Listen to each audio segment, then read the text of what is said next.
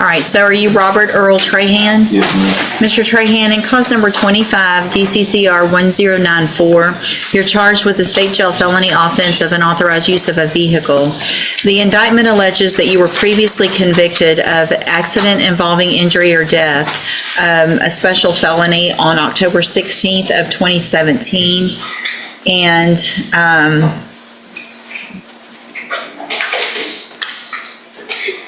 after that was final, you were convicted of evading arrest or detention with the use of a vehicle, October 17th of 2022, and also possession of a controlled substance, a second-degree felony on that same day.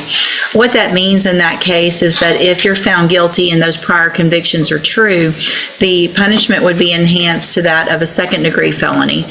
So it would be a minimum of 2 years up to 20 years in prison. Do you understand? Yes, ma'am. And then in cause number 25, DCCR 1317, you're charged with possession of a controlled substance, a state jail felony, from December 28th of 2024. It alleges those same prior offenses, and so in this case also, if you were found guilty and if the those prior convictions were true, then you would be enhanced to second-degree felony, which is between 2 years and up to 20 years. Do you understand? Yes, ma'am. And then finally, wait, hold on.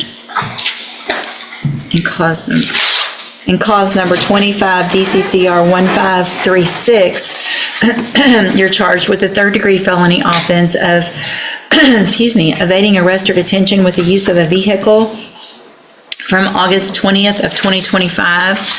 You would be considered a habitual offender with a minimum punishment of 25 years in prison up to 99 years or life.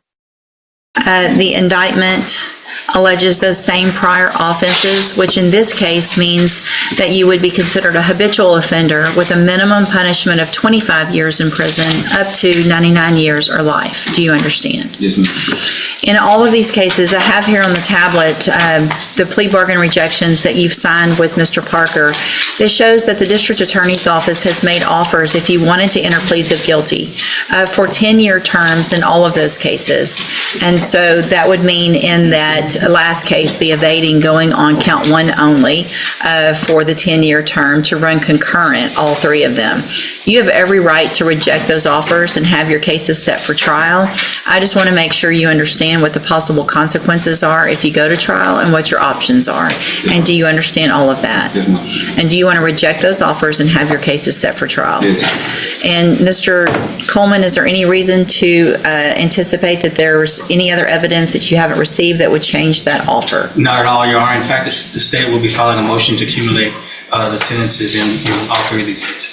So I do want to make sure you also understand because these are different offense dates, there is the potential, if you're found guilty in all three of the cases, that any sentence that you received from a jury could be stacked on top of each other. Do you understand that as well? Yes, ma'am. And that after today, I will not accept this plea agreement. You understand? Yes, ma'am. All right, then I will get your cases set on the trial docket. Mr. Parker has been appointed to represent you. He's one of the attorneys who handles a lot of cases for me as a court-appointed attorney. With your permission, I can release him and I can appoint another attorney who could begin preparation a little quicker. Is that okay with you? All right, Mr. Your Honor, as I've told the court, he has Brian Matuska as a parole lawyer, and he would be found with some petition, but, it's obviously up to the court. I'll take a look at it. Typically, it's just a rotation. If Mr. Matuska is already handling something for you, we'll contact him, and if that works out, we'll appoint him. If not, then it'll just be somebody off the rotation. Yes, ma'am. Okay, you can go back with the bailiff.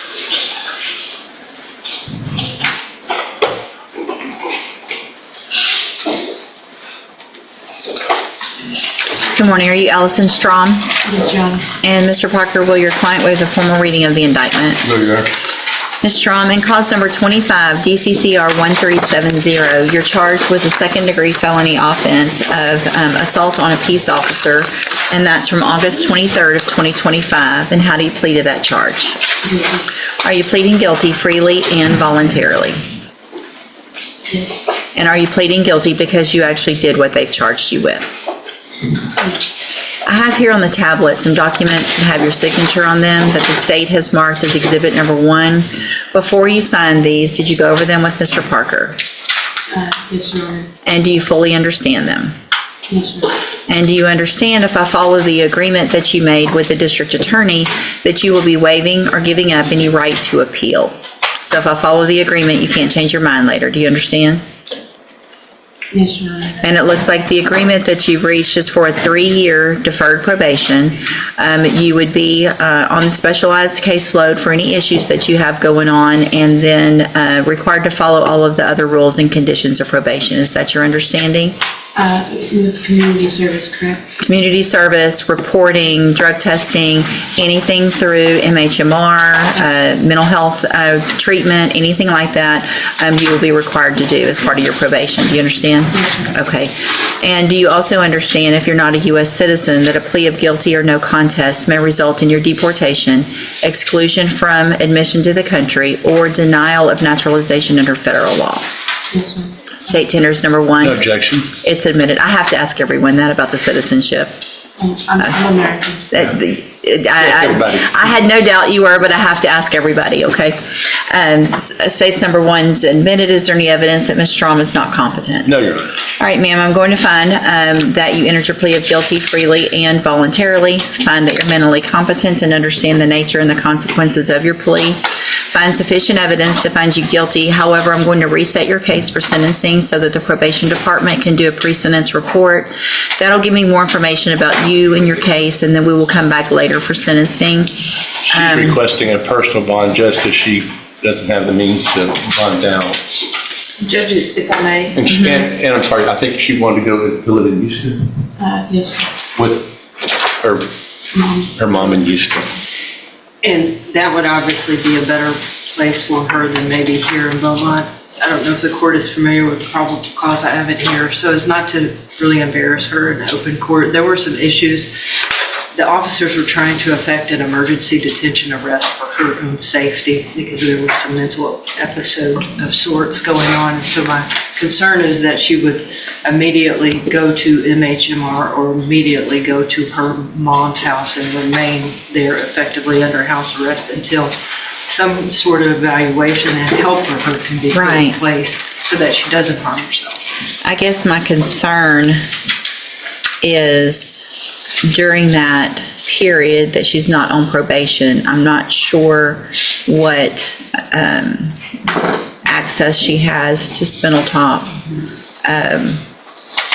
without it being court ordered.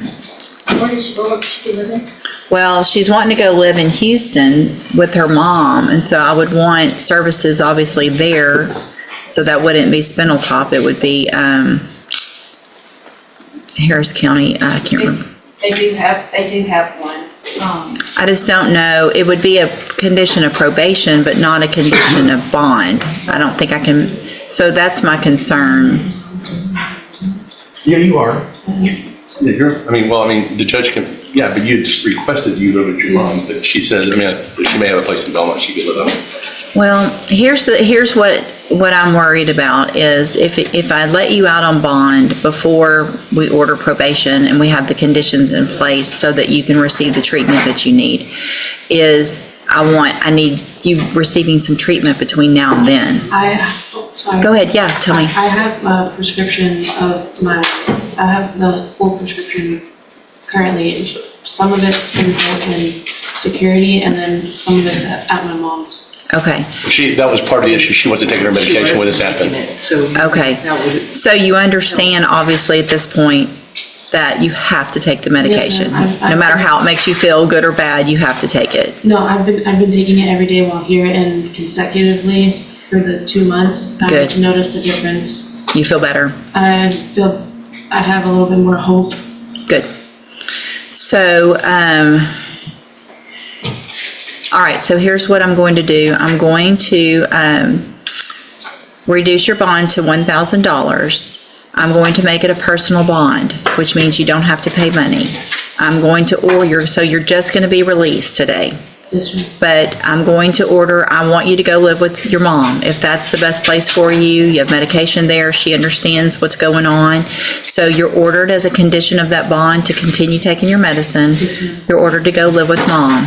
Okay. You need to make sure you know how to get in touch with Mr. Parker. If something happens and it doesn't work out with mom and there's somewhere else that you need to go, you need to let him know so that I can give you permission to go there. Yes, ma'am. Okay?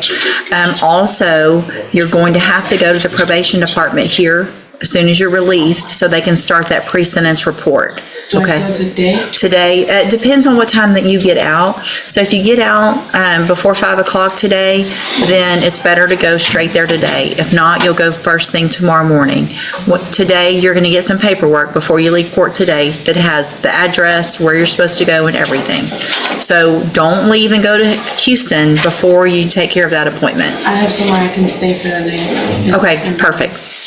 All right, any other questions? We're good? Okay, we'll see you back at sentencing. Yes, ma'am.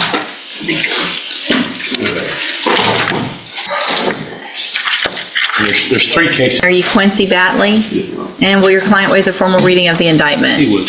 Mr. Batley, in cause number 24, DCCR 1295, you're charged with the third-degree felony offense of unlawful possession of a firearm by felon from June 28th of 2023. And how do you plead to that charge? Are you pleading guilty freely and voluntarily? And are you pleading guilty because you actually did what they charged you with? I have here on the tablet some documents that have your signature on them that the state has marked as exhibit number 1. Before you signed these, did you go over them with Mr. Lewis? Do you fully understand them? And do you understand, if I follow the agreement that you've made with the district attorney, that you will be waiving or giving up any right to appeal? Do you also understand, if you're not a U.S. citizen, that a plea of guilty or no contest may result in your deportation, exclusion from admission to the country, or denial of naturalization under federal law? State tenders number 1. No objection, Judge. It's admitted. Is there any evidence that Mr. Mallett is not Mr. Batley is not competent? No, ma'am. All right, sir, I'm going to find that you entered your plea of guilty freely and voluntarily. Find that you're mentally competent and understand the nature and the consequences of your plea. Find sufficient evidence to find you guilty, and at this time find you guilty of unlawful possession of a firearm by felon. Sentence you in accordance with your agreement to a term of 5 years in the institutional division of the Texas Department of Corrections. You will receive credit on that sentence for any time that you've been in custody that the law gives you the right to receive. I'm handing you the trial court certification that shows this was an agreement that I followed, and so you have waived your right to appeal. I also handed you a written admonishment regarding your ineligibility to possess a firearm or ammunition. Obviously, you know this, but I'm required to read this to you. Because of the judgment entered against you, you are ineligible to possess a firearm or ammunition.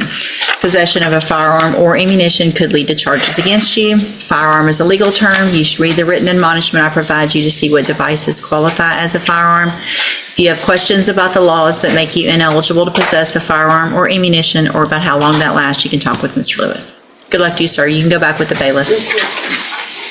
This courtroom moment shows just how fast decisions can turn into life-altering consequences. One choice, to reject a deal, can mean the difference between a set sentence and decades behind bars. The judge made it clear, the system gives options, but it also demands accountability. And while some defendants walk away with a second chance, others face the full weight of their past catching up with them. That's the reality of repeat offenses. Every new charge raises the risk dramatically. So the real question is, when the stakes are this high, is betting on a trial ever worth the gamble?